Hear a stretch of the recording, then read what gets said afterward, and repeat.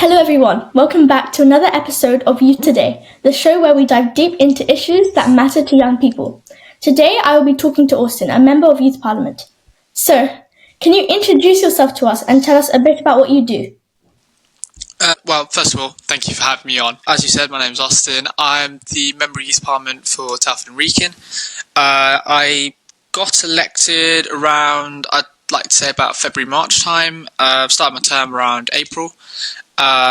Like quite a lot of other MYPs, obviously with BYC, NYA turmoil, it's been a bit more difficult than it may have been otherwise. But it's been quite fun. I've met quite a lot of very interesting people. I just want to say a big shout out to Esther. She's Deputy MYP for Telford. She does a lot of good work, and she makes the job a lot easier. But yeah, no, you meet a lot of wonderful people, and I'm just very glad to be in the role, to be honest. But yeah. Same here. I think, obviously going to loads of events and talking to people like you, I think it's really interesting to go and meet like-minded people who care about, youth activism and youth politics. Yeah, exactly. I don't disagree.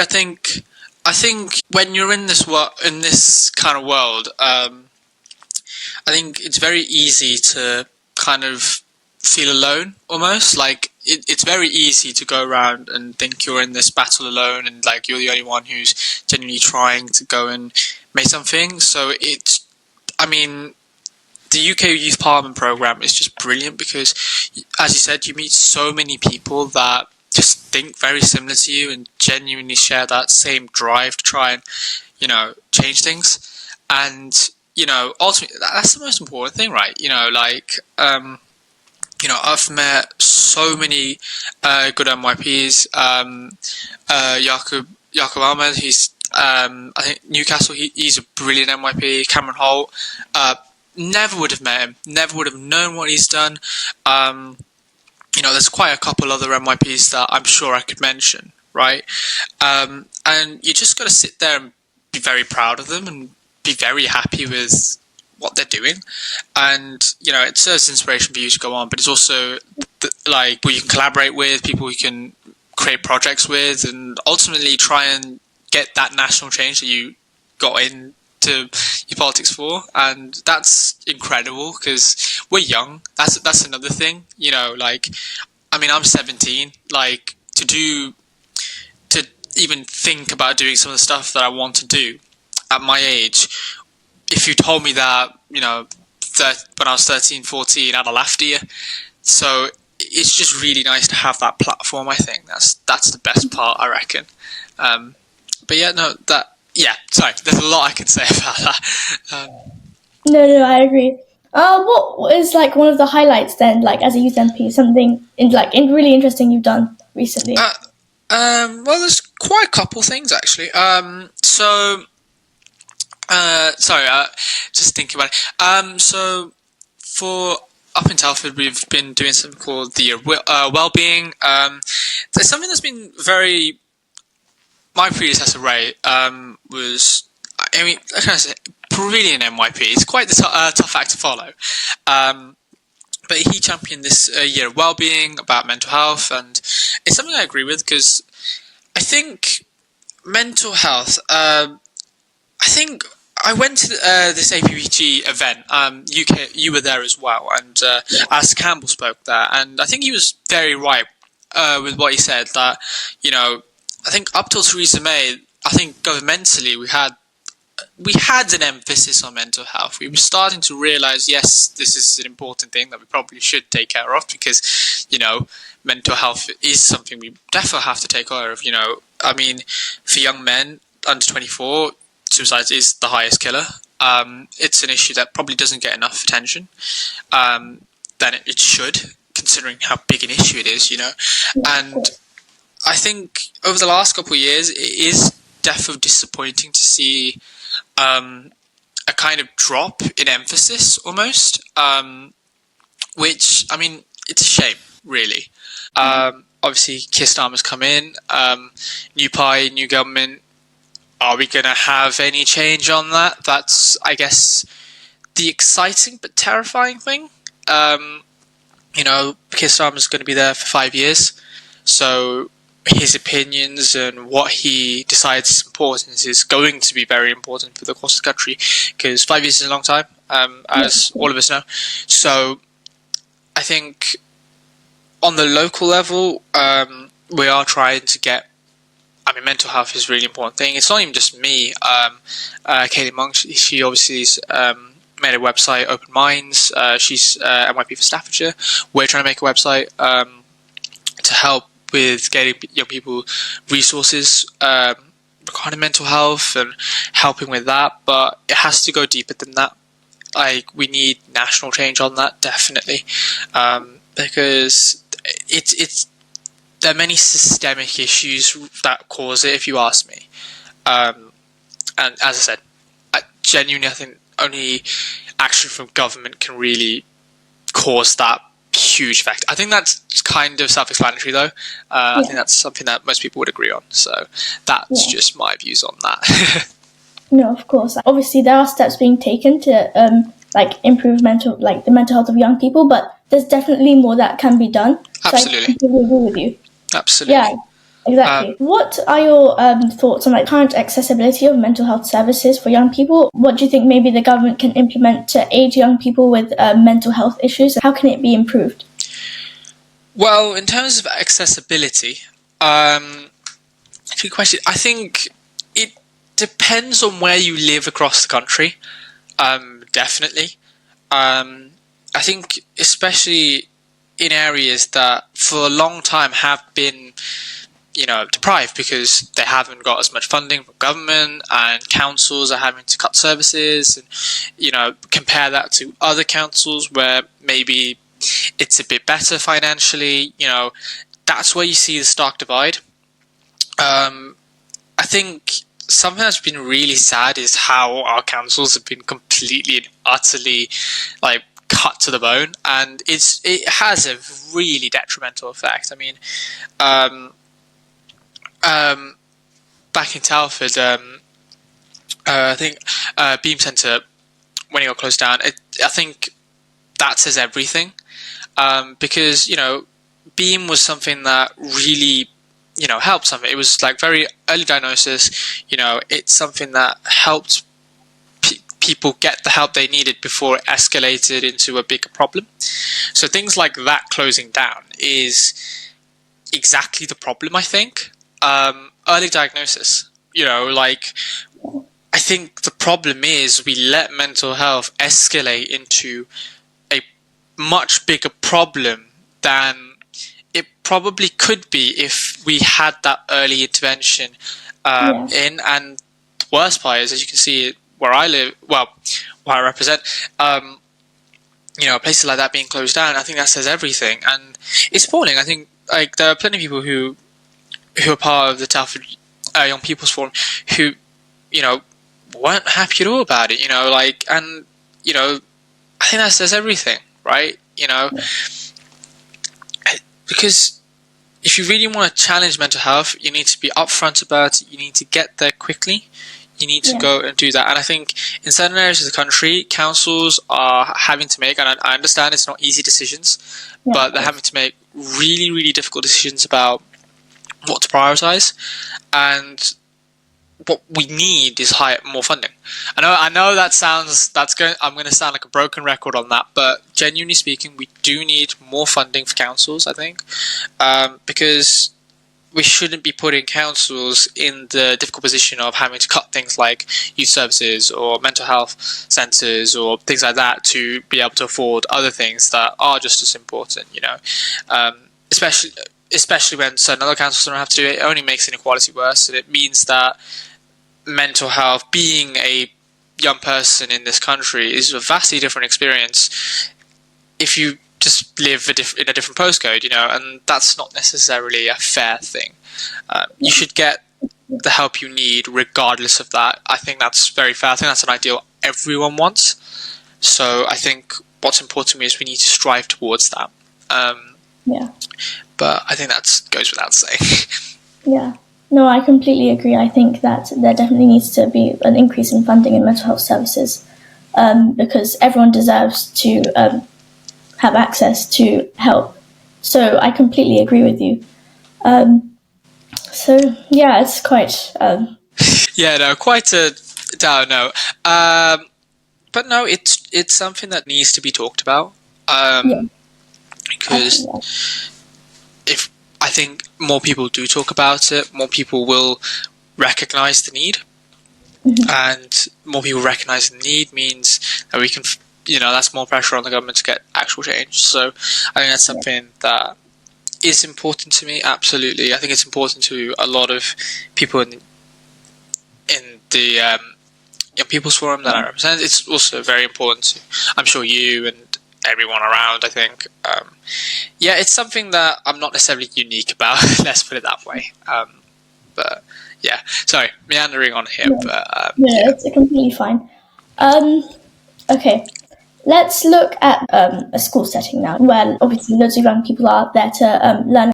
So, like in terms of mental health in schools, what actions would you suggest, and how will you ensure that students who experience issues with mental health, such as bullying, receive the support that they need? well, that's a good question.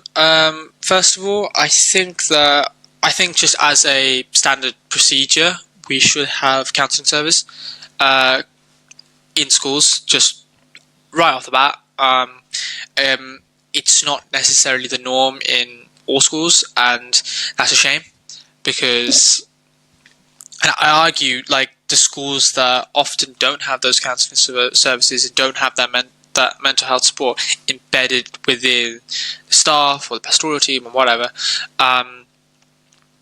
they're often the schools with the people who are most likely to do, or most likely to be most hurt with mental health situations, and I think that's the cruel irony of it, isn't it? You know what I mean? Yeah.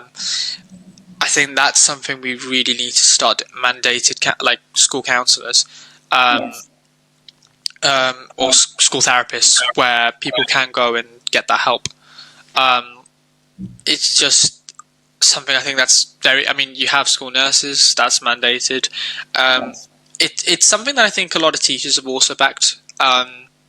As well, so I think it is possible. Again, it comes back to what I said earlier: funding Yeah. and commitment. Really, it can be done.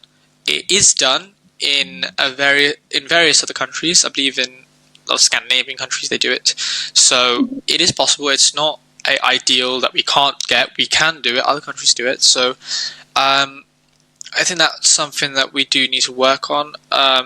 If you're asking me other things, I think sometimes when it comes to bullying, I think when it comes to racism as well, I think there is definitely a wish to sweep it under the rug.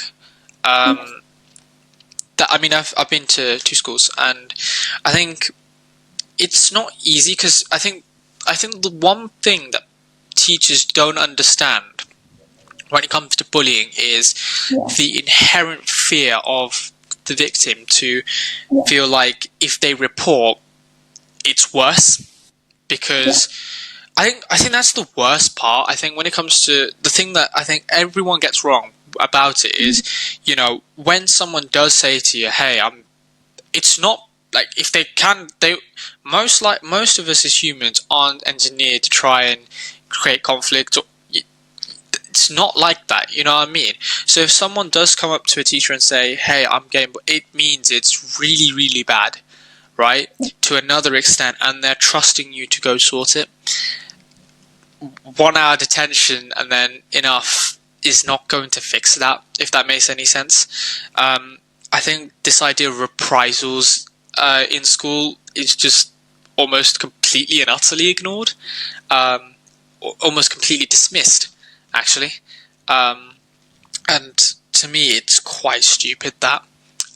Because I think if you really want to get any change, you need to deal with the possibility of reprisal on reported. Because why would people feel safe to? I think that's the issue. People don't feel safe to report, and that's something that I've had to face in schooling quite a lot. You know what I mean? And I know many people who feel the same way, who feel there's no point, or who don't feel comfortable doing that. Well, how are people who are bullied going to get that support if they don't even feel safe enough to go and, report in the first place? And if they do report, how do we guarantee that, well, they don't get reprisals, if that makes any sense, Because a lot of the time, if you're subject to racial abuse or anything like that, there's a lot of type of abuse that we can go through, and you're still finding that happening even after reporting it. It says a lot about the system, I think. And when we're talking about mental health, there, imagine how gutting that must feel,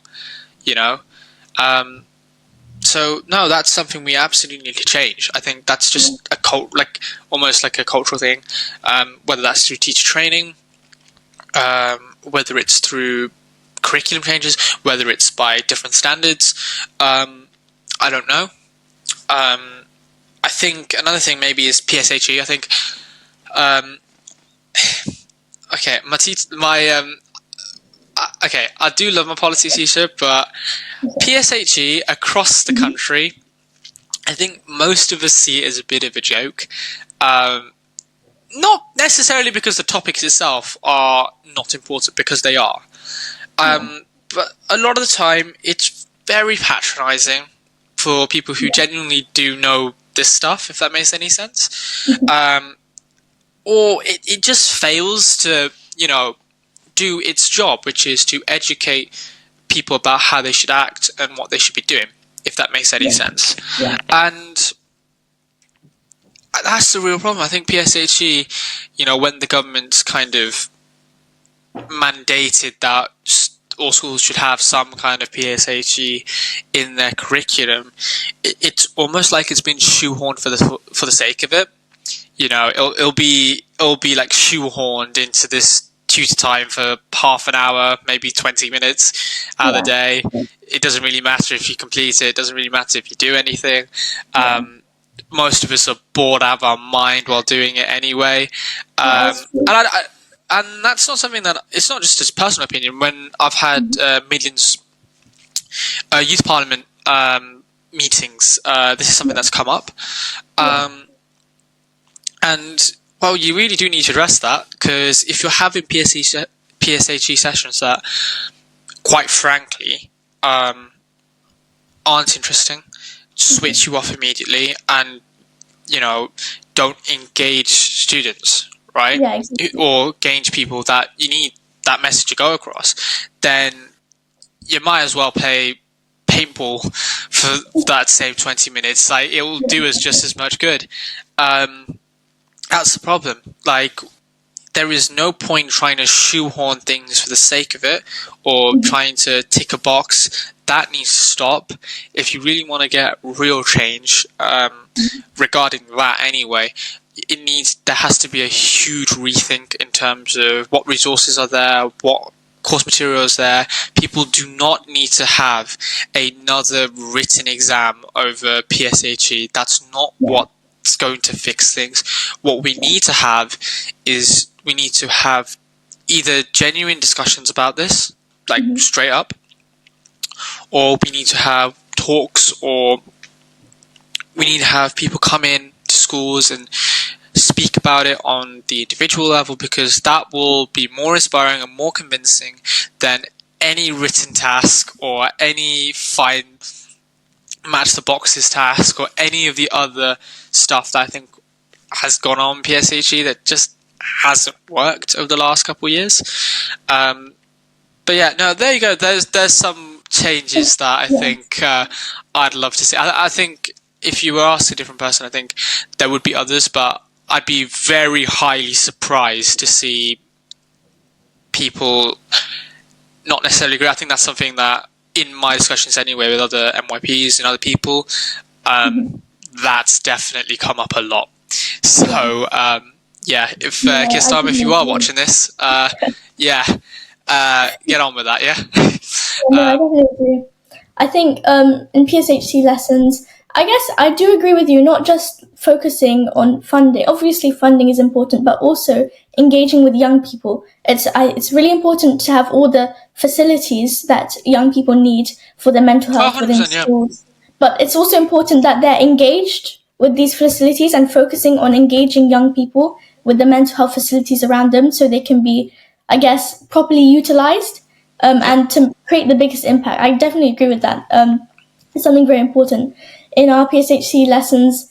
I definitely think, especially because normally it's before lunch, Yep. and not as much engagement maybe as in other lessons. So people are tired; they won't focus much, even though No. PSHCE obviously covers many important Yeah, yeah. topics. Obviously. Yeah. Don't So disagree.